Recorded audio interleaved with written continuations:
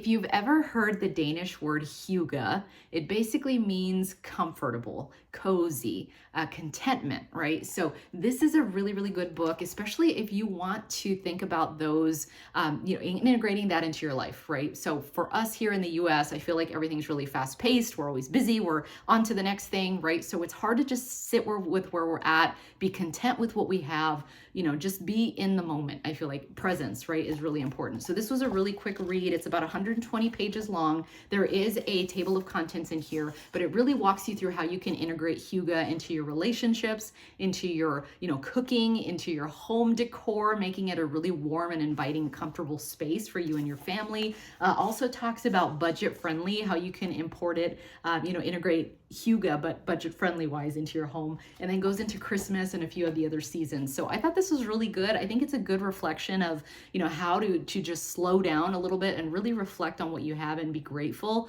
Definitely recommend. And again, a quick read, so pretty easy to get through.